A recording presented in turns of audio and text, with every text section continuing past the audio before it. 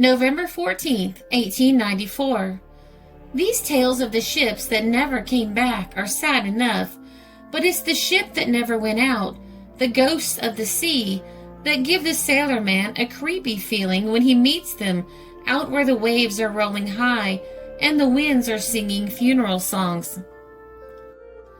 The speaker was mate Bob Alling, who has followed the sea as boy and man for nearly 50 years. Surrounded by a group of interested listeners in the public room of the Sailor's Happy Home in South Street, Mate Bob, as all the sailors call him, was telling stories of strange sights that he has witnessed at sea. Alling is now mate of a coastwise fishing schooner, but in the old days he sailed in some of the largest trading ships and the strongest whalers that ever sailed out of an American port, flying the Stars and Stripes. As I said, boys, the old man went on, it's the ships that never went out from any port that a sailor never forgets when he sees one of them.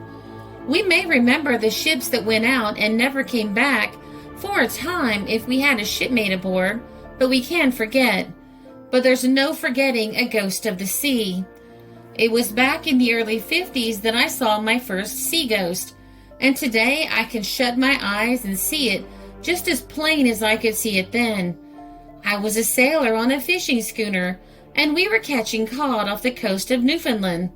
We had been out 10 days and were almost ready to start for home with a full cargo when a nasty offshore breeze came on late one evening.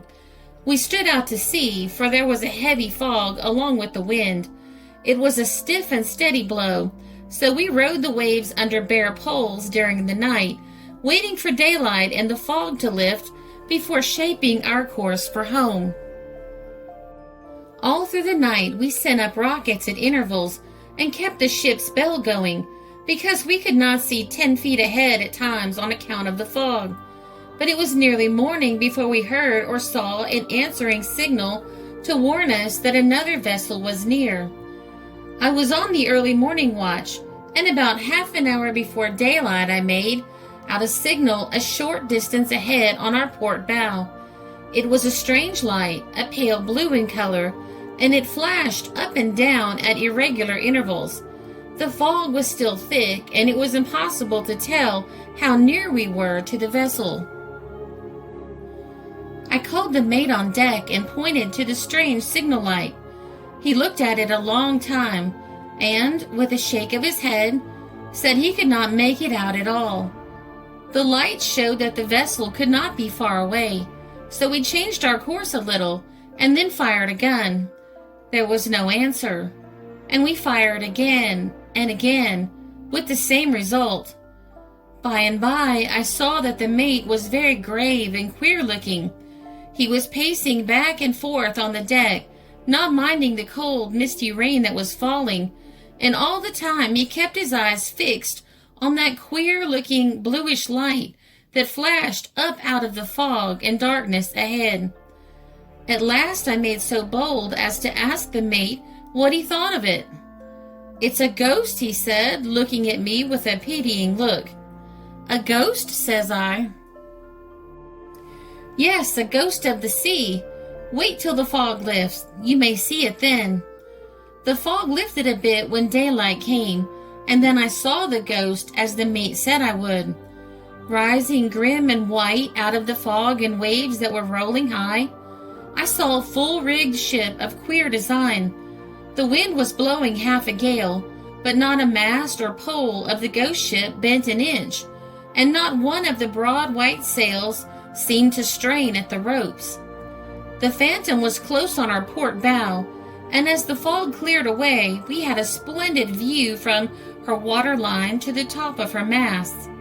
With the waves pitching and rolling mountain high, and the wind howling around our poles, the ghost ship was riding out the storm as steady as a painted ship on a painted canvas ocean. Every man on board crowded on deck, and while they had to hold on to the railing to keep from being washed overboard, they stood and gazed at the Phantom ship as long as it was in sight. Some of them that were a bit religious-like made the sign of the cross, and others tried to say a bit of prayer. The fact is that every man on board thought the phantom ship a warning of death. The captain went below and drank hot grog till he was that reckless. No ghost had any terrors for him. Then, as the wind went down a bit, he ordered us to make sail and bear down on the phantom ship. Up went our sail in a jiffy, and we flew along before the wind, but we could get no nearer the phantom ship. Suddenly, we saw the white ghost ship lurch forward. Her sails trembled for an instant, and then she seemed to sink straight down into the sea. 10 seconds from the time we saw the first quiver of her sails, the ship had vanished, and we never saw her again. During the day, the storm went down, and putting about, we made port in safety. But when that schooner sailed for the fishing banks again, it was with an entirely new crew, from the captain to the cabin boy. Not a man who saw the ghost ship from her deck would sail on that schooner again. Such is the old sailor belief in the ghost of the sea as warnings of danger. The men who see one of them will never sail again on the same ship if they live to see port.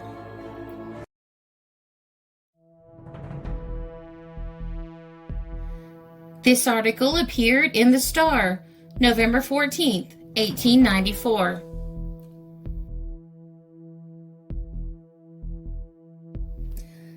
This is a Country Road production because history is fascinating.